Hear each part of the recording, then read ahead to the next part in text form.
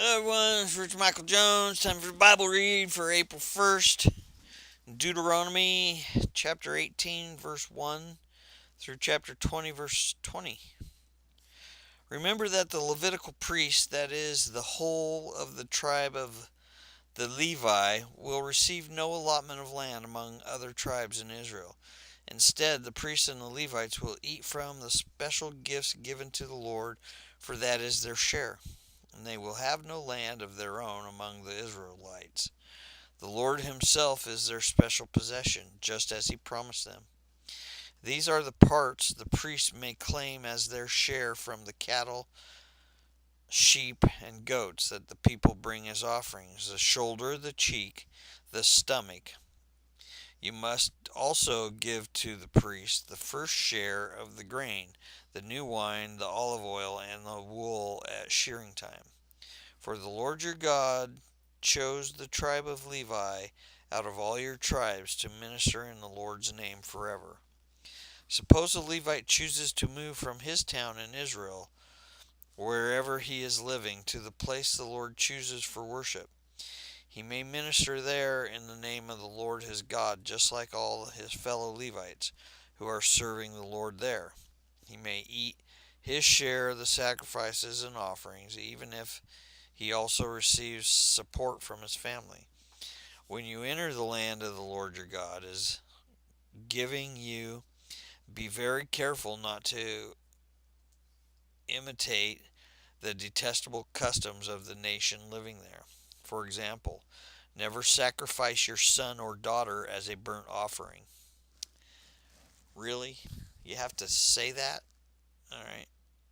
And do not let your people practice fortune telling, or use sorcery, or interpret omens, or engage in witchcraft, or cast spells, or function as mediums or psychics, or call forth the spirits of the dead. Anyone who does these things is detestable to the Lord. It is because the other nations have done these detestable things that the Lord your God will drive them out ahead of you. But you must be blameless before the Lord your God. The nations you are about to displace consult sorcerers and fortune tellers, but the Lord your God forbids you to do such things. Moses continued, the Lord your God will raise up for you a prophet like me from your fellow Israelites. You must listen to him, for this is what you yourselves requested on the Lord your God when you were assembled at Mount Sinai. You said, "Don't let us hear the voice of the Lord our God any more, or see the blazing fire, for we will die." Then the Lord said to me, "What they have said is right. I will raise up a prophet like you from among their fellow Israelites. I will put my words in his mouth, and he will tell the people everything I command him.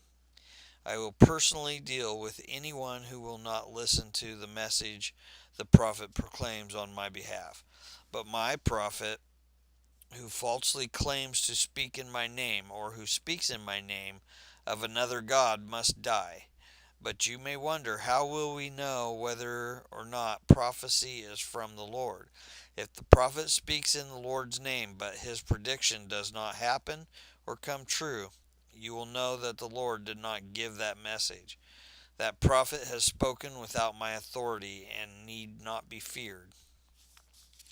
When the Lord your God destroys the nation whose land he is giving you, you will take over their land and settle their town and homes. Then you must see apart 3 cities of refuge in the land the Lord your God is giving you. Survey the territory and divide the land the Lord your God is giving you into 3 districts, with one of these cities in each district. Then anyone who has killed someone can flee to one of the cities of refuge for safety. If someone kills another person unintentionally without previous hostility, the slayer may flee to any of these cities to live in safety. For example, suppose someone goes into the forest with a neighbor to cut wood, and suppose one of them swings an axe to chop down a tree, and the axe head flies off the handle, killing the other person. In such cases, the slayer may flee to one of the cities of refuge to live in safety. In the distance to the nearest city of refuge is too far, an enraged avenger might be able to chase down and kill the person who caused the death. Then the slayer would die unfairly since he had never shown hostility towards the person who died. That is why I am commanding you to set aside 3 cities of refuge. And if your God enlarges your territory as he swore to your ancestors and gives you all the land he promised them, you must designate 3 additional cities of refuge. He will give you this land if you are careful to obey all the commands I have given you. If you always love the Lord your God and walk in his ways, that way you will prevent the death of innocent people in the land the Lord your God is giving you. You are special possession. You will not be held responsible for the death of innocent people. But suppose someone is hostile toward a neighbor and deliberately ambushes and murders him and then flees to one of these cities of refuge. In that case, the elders of the murderer's hometown must send agents to the city of refuge to bring him back and hand him over to the dead person's avenger to be put to death. Do not feel sorry for that murderer. Purge from Israel the guilty of murdering innocent people. Then all will go well with you. When you arrive in the land the Lord your God is giving you as your special possession, you must never steal anyone's land by moving the boundary markers your ancestors set up to mark their property. You must not convict anyone of a crime on testimony of only one witness. The fact of the case must be established by the testimony of 2 or 3 witnesses. If a malicious witness comes forward and accuses someone of a crime, then both the accuser and the accused must appear before the Lord by coming to the priests and judges in the office at that time.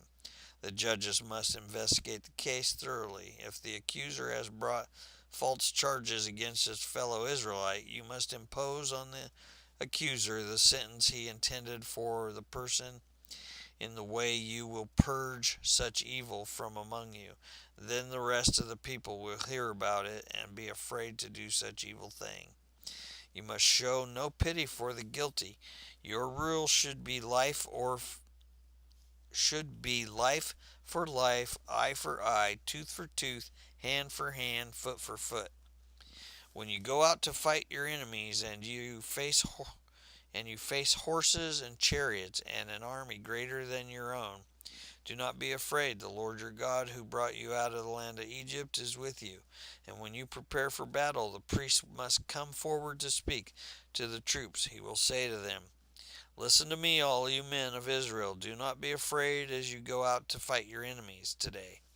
Do not lose heart or panic or tremble before them, for the Lord your God is going with you. He will fight for you against the enemies, and he will give you victory." Then the officer of any of the army must address the troops and say, "Has anyone here just built a new house, but not yet dedicated it? If so, you may go home. You might be killed in the battle and someone else would dedicate your house. Has anyone here just planted a vineyard, but not yet eaten any of its fruit? If so, you may go home. You might die in battle and someone else would eat the first fruit. Has anyone here just become engaged to a woman but not yet married her? Well, you may go home and get married. You might die in the battle and someone else would marry her." Then the officers will also say, "Is anyone here afraid or worried? If you are, you may go home before you frighten anyone else." When the officer has finished speaking to their troops, they will appoint the unit commander. As you approach a town to attack it, you must first offer its people terms for peace. If they accept your terms and open the gates to you, Then all the people inside will serve you in forced labor. But if they refuse to make peace and prepare to fight, you must attack the town. And when the Lord your God hands the town over to you, use your sword to kill every man in the town. But you may keep for yourself all the women, children, livestock, and other plunder. You may enjoy the plunder from your enemies that the Lord your God has given you. But these instructions apply only to distant towns, not to the towns of the nations in the land you will enter. In those towns that the Lord your God is giving you as a special possession, destroy every living thing. You must completely destroy the Hittites, the Amorites, the Canaanites, the Perizzites, the Hivites, and the Jebusites, just as the Lord your God commanded you. This will prevent the people of the land from teaching you to imitate their detestable customs in the worship of their gods, which would cause you to sin deeply against the Lord your God. And when you are attacking a town and the war drags on, you must not cut down the trees with your axes. You may eat the fruit, but do not cut down the trees. Are the trees your enemies, that you should attack them? You may cut You may only cut down trees that you know are not valuable for food. Use them to make equipment you need to attack the enemy town until it falls. Wow. Yeah, no offering your first son or daughter in a burnt offering. What a crazy thing. Anyway, second read is in Luke. Thank God for Jesus. Chapter 9, verse 28 through 50. About 8 days after Jesus took Peter, John, and James up on the mountain to pray, and as he was praying, the appearance of his face was transformed, and his clothes became dazzling white. Suddenly, two men, Moses and Elijah, appeared and began talking with Jesus. They were glorious to see, and they were speaking about his exodus from this world, which was about to be fulfilled in Jerusalem. Peter and the others had fallen asleep. When they awoke, they saw Jesus' glory and the two men standing with him. As Moses and Elijah were starting to leave, Peter, not even knowing what he was saying, blurted out, "Master, it's wonderful for us to be here. Let's make 3 shelters as memorials, one for you, one for Moses, and one for Elijah." But even as he was saying this, a cloud overshadowed them, and a terror gripped them as the cloud covered them. Then a voice from the cloud said, "This is my son, my chosen one. Listen to him." When the voice finished, Jesus was there alone. They didn't tell anyone at the time what they had seen. The next day, after they had come down the mountain, a large crowd met Jesus. A man in the crowd called out to him, "Teacher, I beg you to look at my son, my only child. An evil spirit keeps seizing him, making him scream and throw him into convulsions so that he foams at the mouth. It batters him and hardly ever leaves him alone. I begged your disciples to cast out the spirits, but they couldn't do it." Jesus said, "You faithless and corrupt people, how long must I be with you and put up with you?" Then he said to the man, "Bring your son here."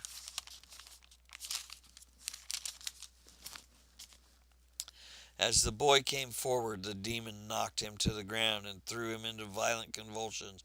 But Jesus rebuked the evil spirit and healed the boy. Then he gave him back to his father. Awe gripped the people as they saw this majestic display of God's power. While everyone was marveling at everything he was doing, Jesus said to his disciples, "Listen to me and remember what I say. The Son of Man is going to be betrayed into the hands of the enemy." But they didn't know what he meant. Its significance was hidden from them, so they couldn't understand it, and they were afraid to ask him about it. Then his disciples began arguing about which of them was the greatest. But Jesus knew their thoughts, so he brought the little child to his side. Then he said to them, "Anyone who welcomes a little child like this one on my behalf welcomes me, and anyone who welcomes me also welcomes my Father who sent me. Whoever is the least among you is the greatest." John said to Jesus, "Master, we saw someone using your name to cast out demons, but we told him to stop because he isn't in our group." But Jesus said, "Don't stop him. Anyone who is not against you is for me, is for you. Anyone who's not against you is for you. Psalms 73, 1 through 28. Truly God is good to Israel, to those whose heart are pure. But as for me, I am lost, my feet were slipping, and I was almost gone. For I envied the proud when I saw them prosper, despite their wickedness. They seem to live such painless lives. Their bodies are so healthily strong. They don't have troubles like other people. They're not plagued with problems like everyone else. They wear pride like a jeweled necklace and clothe themselves with cruelty. These fat cats have everything their hearts could ever wish for. They scoff and speak only evil. If their pride they seek to crush others, they boast against the very heavens, and their words strut throughout the earth. And so the people are dismayed and confused, drinking in all their words. What does God know? They ask. Does the Most High even know what's happening? Look at these wicked people, enjoying a life of ease while their riches multiply. Did I keep my heart pure for nothing? Did I keep myself innocent for no reason? I get nothing but trouble all day long. Every morning brings me pain. If I had really spoken this way to others, I would have been a traitor to your people. So I tried to understand why the wicked prosper. But what a difficult task it is. Then I went into our sanctuary of God, and I finally understood the destiny of the wicked. Truly, you put them on a slippery path and send them sliding over the cliff to destruction. In an instant, they are destroyed completely, swept away by terrors. When you arise, O Lord, you will laugh at their silly ideas, as persons laughs at dreams in the morning.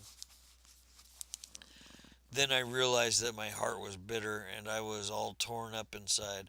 I was so foolish and ignorant. I must have seemed like a senseless animal to you. Yet I still belong to you. You hold my right hand. You guide me with your counsel, leading me to a glorious destiny. Whom have I whom have I in heaven but you? I desire you more than anything on earth. My health may fail, my spirits may grow weak, but God remains the strength of my heart. He is mine forever. Those who desert him will perish, for you destroy those who abandon you. But as for me, how good it is to be near God. I have made the sovereign Lord my shelter, and I will tell everyone about the wonderful things you do. And Proverbs chapter 12, verse 10. The godly care for their animals, but the wicked are always cruel. Oh, April 1st. God bless you.